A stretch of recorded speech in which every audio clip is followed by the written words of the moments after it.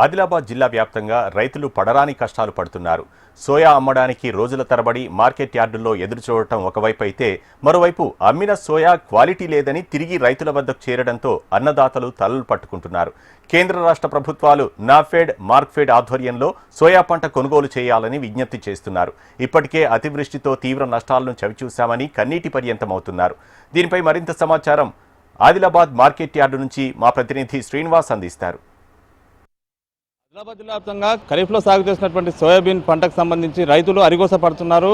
పండించడం ఒక ఇబ్బందికర పరిస్థితులు ఎదుర్కొన్న రైతులంతా కూడా అమ్ముకోవడానికి, పండిన పంటను అమ్ముకోవడానికి నానా తంటలు పడుతున్న పరిస్థితి. దాదాపు సెప్టెంబర్ చివరి వారం, అక్టోబర్ మాసంలో రైతులకు ఖరీఫ్లో సాగు చేసినటువంటి సోయాబీన్ పంట రైతుల చేతికి అందింది. అప్పటి నుంచి కూడా పిఎస్సిఎస్ ఆధ్వర్యంలో, సహకార సంఘాల ఆధ్వర్యంలో మార్కెట్ కొనుగోలు ప్రక్రియ స్టార్ట్ చేసింది. అప్పటి నుంచి కొనుగోలు జరుగుతున్నాయి. అయితే భారీ వర్షాల కారణంగా రంగు మారినాయని కొంత, లేకపోతే తేమ శాతం పేరట కొంత ఇబ్బంది పడుతూ కొనుగోలు జరగట్లేదు సక్రమంగా అని చెప్పి అనేక సందర్భాల్లో రైతులు ఆందోళన వ్యక్తం చేస్తూ, నిరసనలు కూడా వ్యక్తం చేస్తున్న పరిస్థితి. గడిచిన పక్షం రోజుల నుంచి కూడా ప్రతిరోజు కూడా అన్ని ప్రాంతాల్లో సోయాబీన్ రైతుల ఆందోళన సాగుతుంది. ఆదిలాబాద్ వ్యవసాయ మార్కెట్తో పాటు ఇచ్చోడ, అదేవిధంగా బోత్ ఈ ప్రాంతాల్లో ప్రతిరోజు కూడా సోయాబీన్ రైతులు ఆందోళన పడుతున్నట్టుగా చెప్పుకోవచ్చు. ప్రస్తుతం అయితే సోయాబీన్ కొనుగోళ్లకు సంబంధించి మార్క్ఫెడ్ సంస్థ, ఏదైతే నాఫెడ్ సంస్థ ప్రభుత్వ రంగ సంస్థ ఉందో చేతులెత్తేసినట్టుగా చెప్పుకోవచ్చు. ఇప్పటి వరకు సుమారుగా ఆదిలాబాద్ రూరల్ మండలంలోనే దాదాపు 3000 క్వింటాల సోయాబీన్ కొనుగోలు జరిగిన సోయాబీన్ గిడ్డంగుల నుంచి, సిడబ్ల్యూసి గోడౌన్స్ నుంచి మళ్ళీ రిటర్న్ చేసి మార్కెట్కు రిటర్న్ చేసి రైతులకు అప్పచెప్తున్నట్టుగా చూసుకోవచ్చు. ప్రస్తుతం లారీ కూడా వచ్చింది. ఈ లారీకి సంబంధించి ఆదిలాబాద్ పరిసర గ్రామాల నుంచి కొనుగోలు చేసినటువంటి సోయాబీన్ కి సంబంధించి రిటర్న్ వచ్చింది. దాదాపు చాలా మంది రైతులు కూడా ఇబ్బంది పడుతున్నారు. దాదాపు బేలా మండలానికి సంబంధించి దాదాపు 200 మంది రైతులకు సంబంధించిన సోయాబీన్ పంట రిటర్న్ వచ్చింది. సోయాబీన్ పంట రిటర్న్ వచ్చినాక అమ్ముకోవడమే అరిగోసగా మారిన పరిస్థితి. ప్రస్తుతం అయితే భీంసారి గ్రామానికి చెందినటువంటి రైతు పటేల్ గారు ఉన్నారు. ఎన్ని కుంటలు అమ్మినరు, ఎన్ని కుంటలు రిటర్న్ వచ్చింది, ఏమైంది అసలు?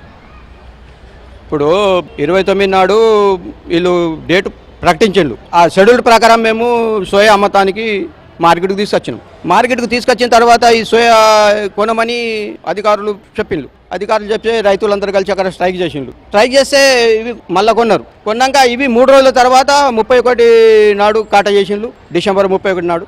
తర్వాత ఇవి పోయిన తర్వాత అన్నీ అయిన తర్వాత మరి అందులోకెళ్ళి 10 కుంటల నర అయితే అందులోకెళ్ళి 1 కుంటలు కొన్నారు. 9.5 వాపస్ వచ్చినాయి.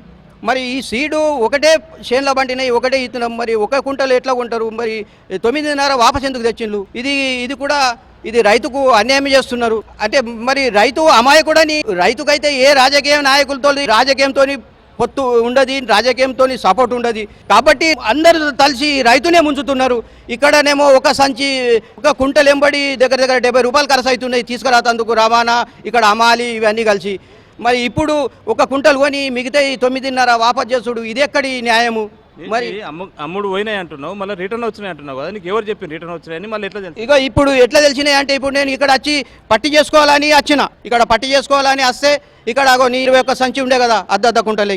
మరి నీకు 2 సంచులు అయితే అమ్ముడు పోయినాయి. ఇక మిగతా నీ లాడ్ 60 నంబర్ ఉన్నది. ఇక చూసుకో అనగానే ఇక్కడ చూసుకునే వరకు ఇక్కడ 19 సంచులు ఉన్నాయి. మరి ఒక కుంటలు అమ్ముడు పోయినట్టే కదా. మరి మిగతా ఇక్కడ పోయినట్టు.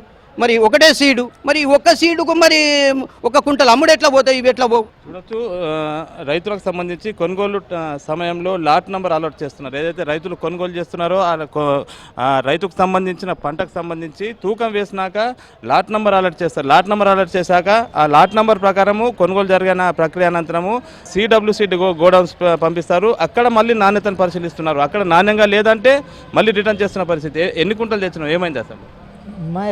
సోయాలు తెచ్చినాము, తీసుకుంటలేరు భూమన్న పేరు మీద. అయితే అందులోకెళ్ళి 11 బ్యాగులు 15 బ్యాగులు వాపస్ వచ్చినాయి. తీసుకోమంటున్నారు. ప్రైవేట్లో ఏమి నడుస్తున్నాయి మాకు తెలియదు. లేకుండే, ఎప్పుడు లేకుండే ఈ పరిస్థితి. బాబా మాకు వెళ్ళింది 3వ నెల, 3 నెలలు ఆయా ఇంటికైనా కుప్పపోసుకొని ఉన్నాం. ఇప్పుడైతే తీసుకుంటలేదు. చిన్న ఘోరం ఇది. మొత్తంగా రోజుల తరబడి మార్కెట్లోనే నిరీక్షిస్తున్నాము. అయినప్పటికీ కూడా ప్రభుత్వం స్పందించడం లేదు. అధికార పక్షాలతో పాటు విపక్షాలన్నీ కూడా సోయాబీన్ కొనుగోళ్లకు సంబంధించి తాము సానుకూలంగా ఉన్నాము, కొనుగోలు జరుగుతాయని చెప్పి అధికార పక్షాలు పేర్కొంటున్నాయి. అదేవిధంగా విపక్షాలు ఆందోళన సాగిస్తున్నాయి రైతులకు మద్దతుగా. ప్రస్తుతం అయితే నిన్నటి రోజు 2-3 రోజులుగా వరుసగా బీఆర్ఎస్ పార్టీ ఆధ్వర్యంలో ఆందోళన కొనసాగాయి. నిన్నటి రోజు ఆదిలాబాద్ బంద్ కాల్ జరిగింది. అదేవిధంగా ఒకరోజు కలెక్టరేట్ ముట్టడి కార్యక్రమం నిర్వహించారు. దాంతోపాటు బేలా, జైనత్ మండలాల్లో జాతీయ రహదారుల దిగ్బంధనం చేశారు. ఇచ్చోడ, అదేవిధంగా బోత్ ప్రాంతాలు కూడా ఆందోళన ప్రతిరోజు కొనసాగుతున్నాయి.